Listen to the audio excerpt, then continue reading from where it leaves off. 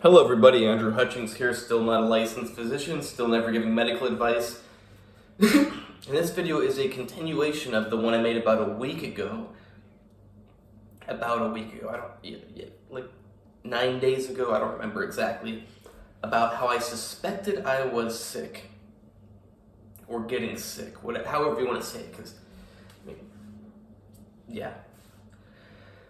So in that video, I talked about how, I just had a little bit less energy than usual. I noticed some inflammation more than usual, and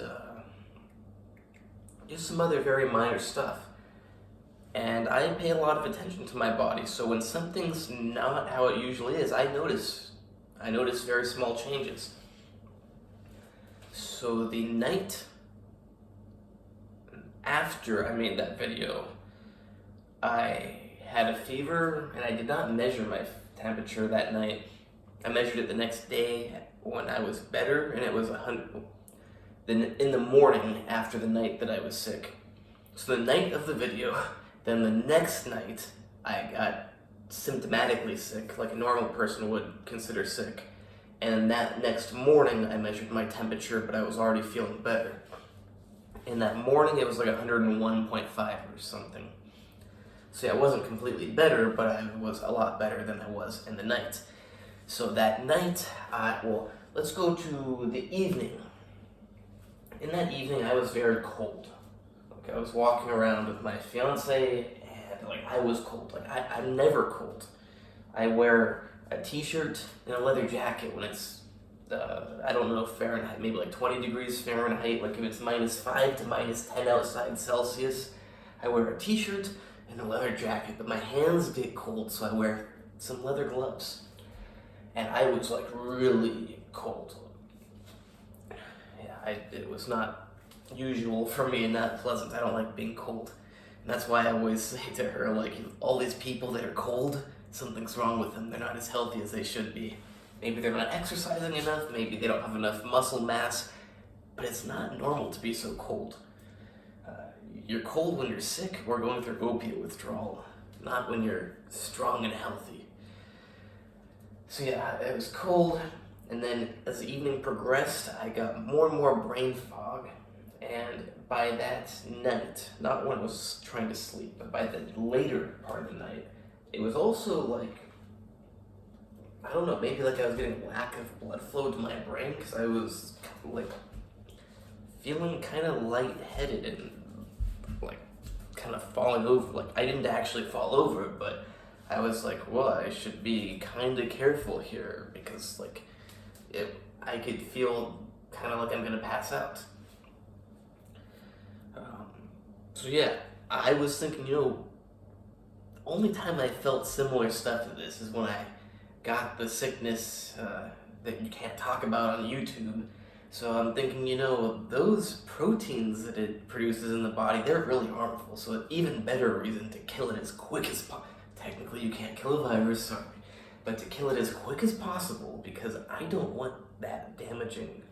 I don't want it damaging my DNA. I don't want it causing inflammation, causing tissue damage. I especially don't want lung damage. I already have enough lung damage.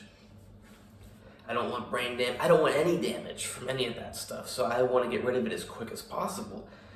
So I took another 20 milligrams of ivermectin that night. I took 90 milligrams of Ingaverin. Took my vitamins like I usually do. And I went to sleep. Oh, and I took a quarter of a 325 milligram, no, a third of a 325 milligram aspirin. And I went to sleep, but I couldn't really sleep that night. Well, I did kind of sleep, actually, so I shouldn't say I couldn't sleep. But I was shaking and drenched in sweat and freezing. I had to go to the bathroom at one point, but I was really not wanting to get out, but I did get out, and I went to the bathroom, came back, got back under the covers.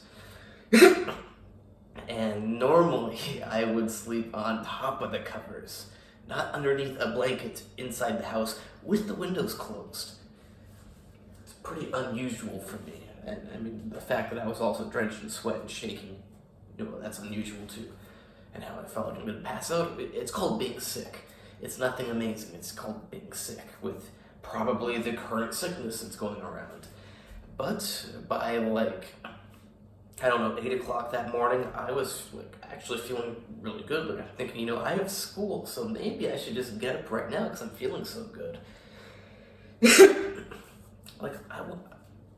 It was temporary extra feeling good. Later on that day, I didn't feel quite as energized to go to school. I would have preferred to just relax at home. But yeah, by the morning, I was feeling way better. I took my temperature, it was 101.3, 101.5, I don't remember exactly.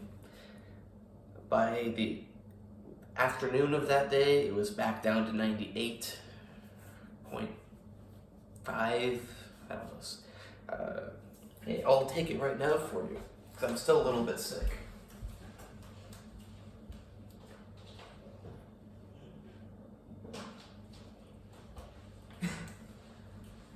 And I make these videos not because I think that I got some special sickness, but because it's just pretty usual sickness, but I'm trying to show that modern medicine works, being healthy works, and you can do very well against these sicknesses. So here's my thermometer, it's in Fahrenheit.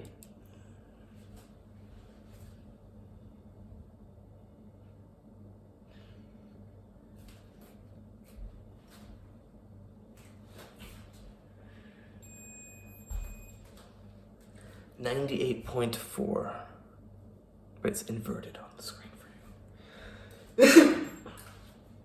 Current symptoms a week later are lack of energy. I mean, not too severe, just a bit of a lack of energy. Being cold, not nearly as cold, but still, if I wear a leather jacket and a t-shirt outside, it's -4 degrees Celsius, I'm cold. It's not pleasant. Little bit of brain fog, just a little.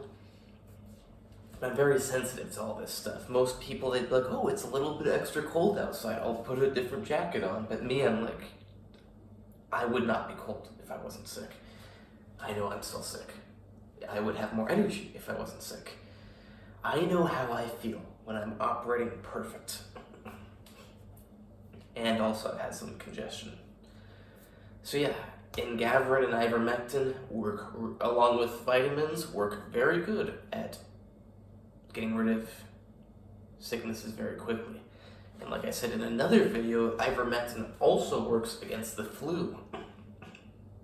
I can't say that 100% for sure because I haven't had the flu. I don't know people that have the flu, so I haven't actually seen it work myself. But according to the molecular mechanisms by which ivermectin, there's multiple different things it does, but one of the things it does, which is to block a certain protein, which normally cleaves something in the flu. In case you haven't noticed, I'm not a big name memorizer person. I'm a visual person for molecules. So yeah, ivermectin blocks an enzyme in the body which normally cleaves something in the flu virus, which allows it to enter your cells. So when it's not cleaved, it doesn't do so good at entering your cells. So if you take ivermectin, it will help you to not get sick with the flu. Or if you already have the flu, it will help the flu to not be able to re-enter your cells so much after it replicates.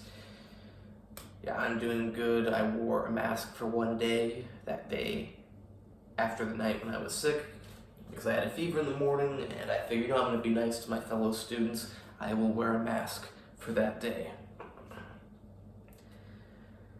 Yeah. So that's that. I hope you have access to modern medicine if you get sick. The thing is, you never know. You could get really sick. Probably not. You're probably going to be fine if you take nothing. But the thing about the...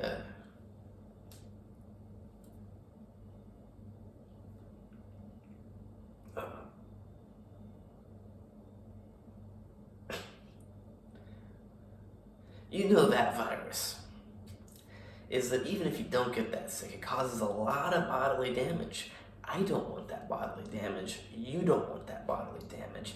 It's only getting less and less deadly, so hopefully less damaging as well, but not for certain. So yeah, for the time being, I figure whenever I think I might get it, I am getting rid of it as quick as possible because I want as little damage as possible. Hope you like this video. It's not medical advice, just medical information. Check out my website, andrewhutchings.org, and my book on tendinitis is for sale on Amazon.com, A Systematic Guide to Defeating Tendinitis.